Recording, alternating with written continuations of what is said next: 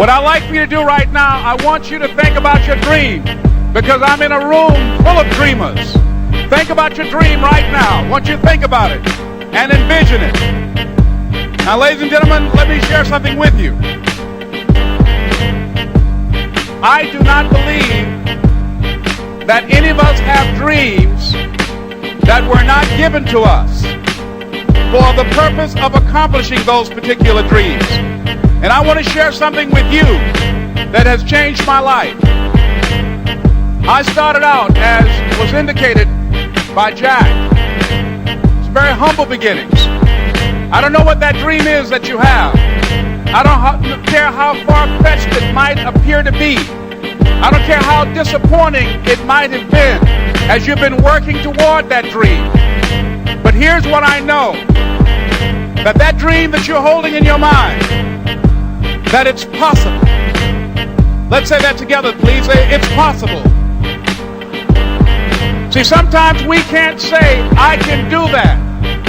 But what we can say, that it's possible that I can have my dream as we run toward it, as we work on it day in and day out.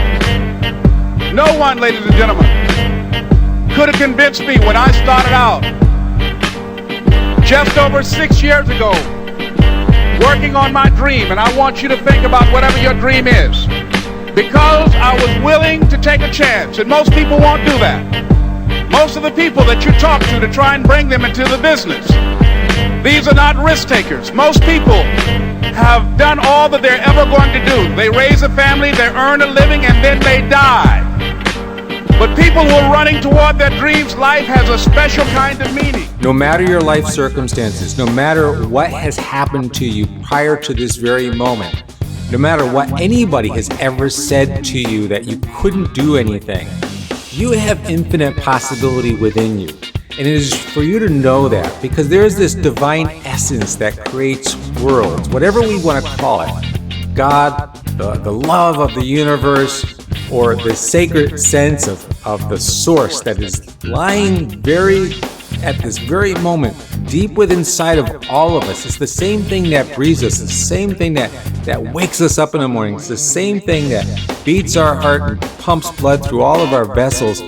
We can access this level of consciousness and know that the moment we place this thought into power, we can create with it, and we can take that decisive action towards our dreams, our desires, and our goal. It is our birthright to be able to live at the maximum level of life, of fun, of joy, and be purposeful, to live our purpose, to shine our light. And the more that we do that, the more that we can illuminate the world for others. When you start anything, when you start out on a path to anywhere, whether it be to learn something new, to create a business, to become more in shape,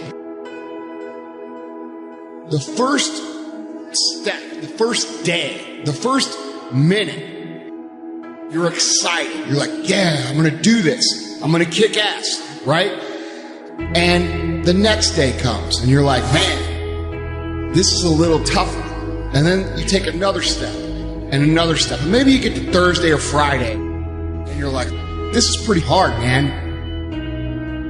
And then what happens is the enthusiasm from the beginning of the process starts to fade out. You have a lot to offer. The fact that you're still here means that your business is not through yet. People don't do what they know in life, but what they do is they operate within the context of the vision they have of themselves. No matter how big your dream is, make small, tiny steps ahead. You must change what's possible for you. You, and only you, are the subject that impacts the burning desire in your imagination. I'm talking about concrete commitment. I'm talking about the commitment that says, I am going to stay true to what I said I would do long after the mood that I've set it in has left. Because I think we all know in this room, character is not something that we inherit. Character is something we got to wake up every single day. We got to fight and we got to build it. Never, ever, ever give up. You can't let them get you down. You can't let the critics and the naysayers get in the way of your dreams. So you gotta ask yourself, what's your why? What motivates you? What pushes you? What drives you? And if that thing is internal, if nobody has to call you, if nobody has to prod you, if nobody has to reward you, if you are self-motivated and self-regulated, you can have it, you can be it, you can do it. It's necessary you take responsibility for it, that you make it happen, that you don't give up, that you don't take any objection or disappointment or defeats personally, that you keep on keeping on, that you don't decide that I can't make it because you can't see the light at the end of the tunnel. You cannot give up because it ain't what you see. You cannot give up. When you get to the point where enough is enough, when you get to the point where it hurt real bad, when you get to the point you can't take it no more, when you get to that point, doors start opening, opportunities start happening. But what you cannot do is you cannot quit doing the process. The earlier you get in the game and get on track, the better life you're gonna have. It's you. You got to make that happen.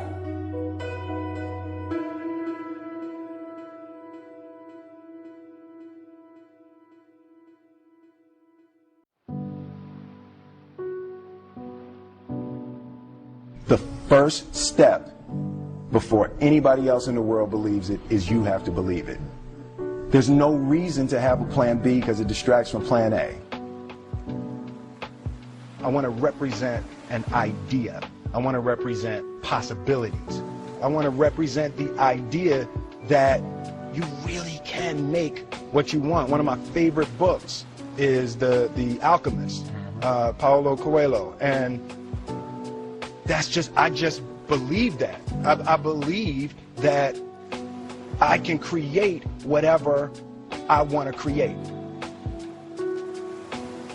Pain is not your enemy. Pain is your servant.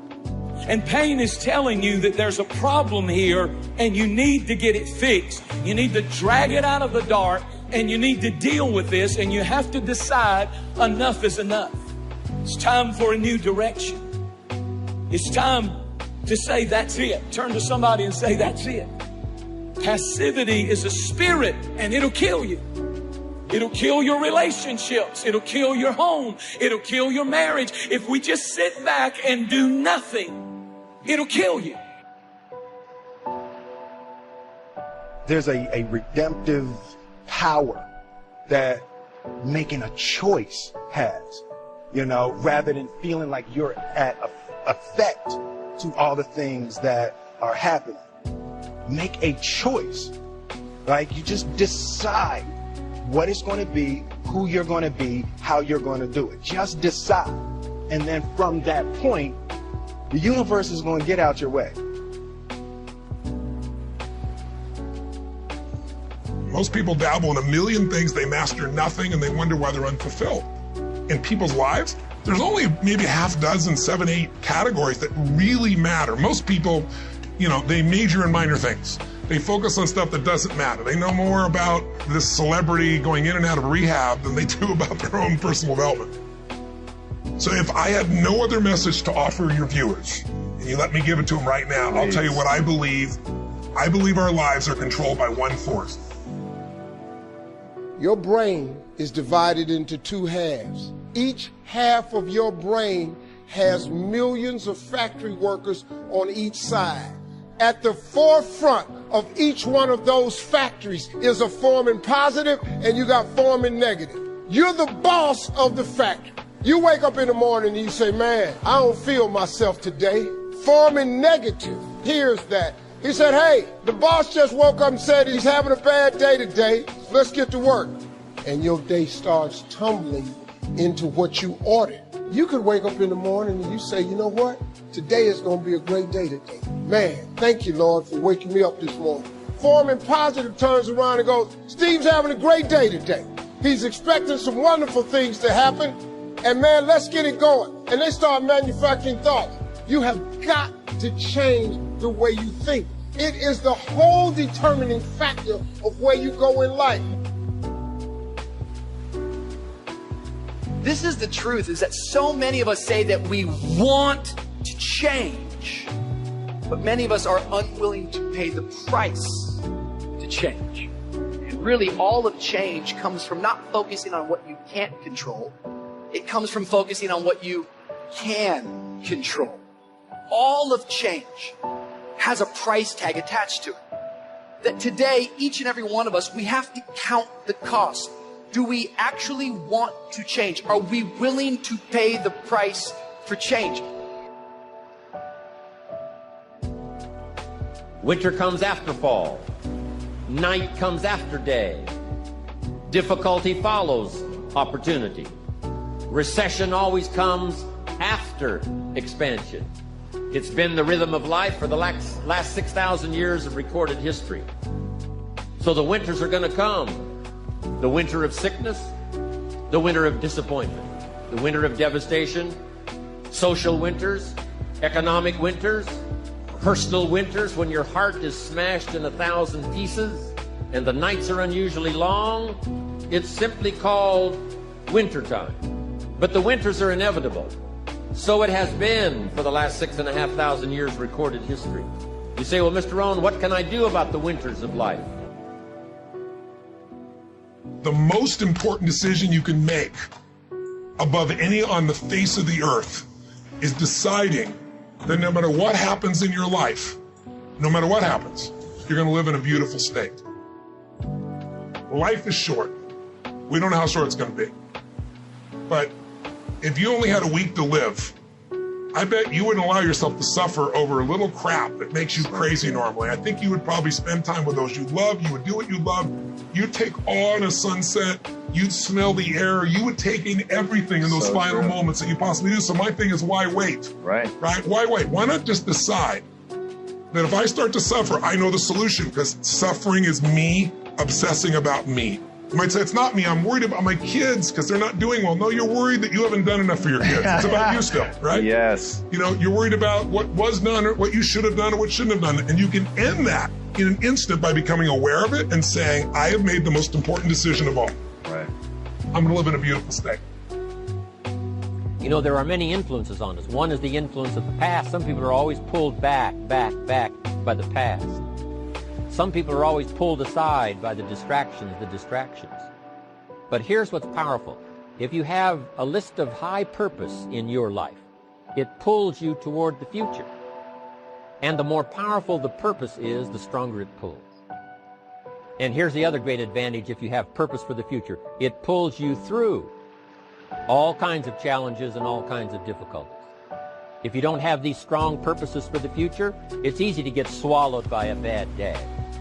It's easy to be almost annihilated by a poor month.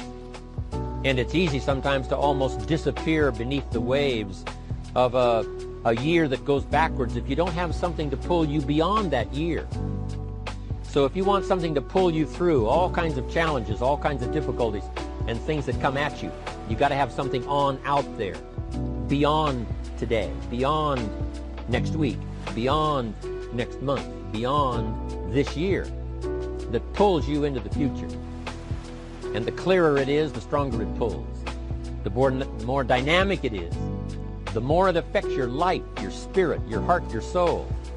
It also creates imagination. It gets your mind working on how to achieve that purpose. And if your mind will work, and if your heart works, and if your spirit works, and if you have good input, like good ideas, I'm telling you, there isn't anything you can't accomplish. Until you're willing to bleed to make your dream become a reality, your dream will be just that, a dream. See, so many people talk and talk and talk, but very few walk and walk and walk and turn their walk into a jog and their jog into a sprint, which is okay. But the problem is, they resent those of us who made the choice to put ourselves in position to hoist the banners. They resent those of us who made the choice to keep pushing, even when our skin got a little moist, because we understood that that moisture, aka sweat, would eventually build, and all of that sweat equity would allow us to never sweat or worry about struggle. That sweat equity would allow us to never sweat, worry, or stress, because winners like us chose to bury all of our fears. Winners like us chose to bury all of our doubts, all of our our indiscretions, and we took all of our life lessons and refurbished, repackaged, recreated, and reused all of the pain, all of the hurt, all of the failure, all of the setbacks, and turned them into get-backs. And that's why we continuously get back up and will always get back up. When life pops up and pops us in the mouth, we may drop and we may go down, but it's never for the count. You can bet your bottom dollar that you can count on winners like us to always come through in the clutch. The separation of talent and skill is one of the greatest misunderstood concepts for people who are trying to excel, who have dreams, that want to do things. Talent you have naturally. Skill is only developed by hours and hours and hours of beating on your craft.